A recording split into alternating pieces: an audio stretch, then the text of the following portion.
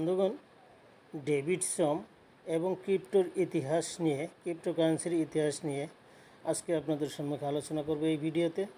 তো ভিডিওটি প্রথম থেকে শেষ পর্যন্ত দেখবেন। সর্বপ্রথমে 1983 সালে আমেরিকার ক্রিপ্টোগ্রাফার ডেভিডসনে সর্বপ্রথমে ক্রিপ্টোগ্রাফিক্স সফটওয়্যারের মাধ্যমে ই ক্যাশ নামে ইলেকট্রনিক মুদ্রার ডিজাইন প্রস্তুত করেছিলেন।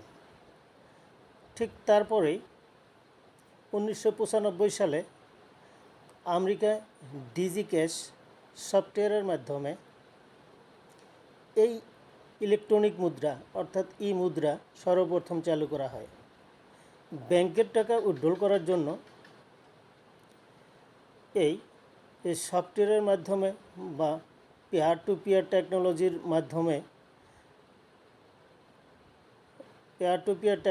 মাধ্যমে টাকা উইথড্রল করা যায়। 1990 সালে তিনি ডিজি ক্যাশ একটি ইলেকট্রনিক নগদ ধন অর্থাৎ নগদ সংস্থা ক্যাশ কোম্পানি প্রতিষ্ঠা করেছিলেন। আমস্টারডামে তার গবেষণার বাণিজ্যিক বিকাশ ঘটানোর জন্যই তিনি এই ব্যবস্থাটি গ্রহণ করেন। 1997 সালে কোকাকোলা মোবাইল পেমেন্টের মাধ্যমে ভেন্ডিং মেশিন থেকে ক্রয়ের ব্যবস্থা করেন।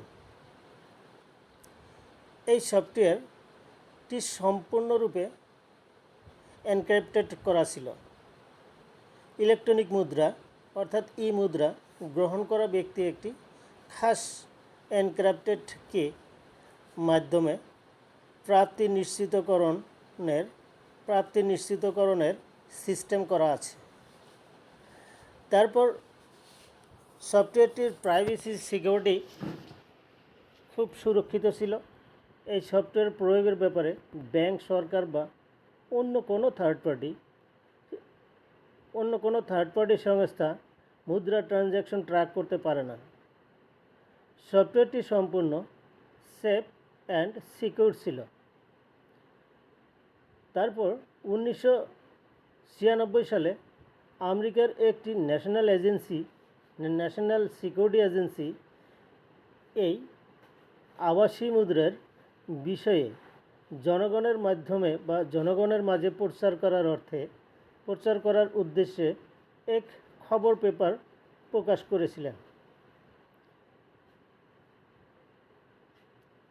সর্বপ্রথমে 2019 সালে সাতোশি নাকামোটো নামক এক জনক ব্যক্তি বা সংস্থা, এখনও কোনো হদিস পাওয়া যায়নি, সে ব্লকচেন টেকনোলজির দ্বারা বিটকয়েন নামে এক ক্রিপ্টোকারেন্সি আবিষ্কার করেছিলেন।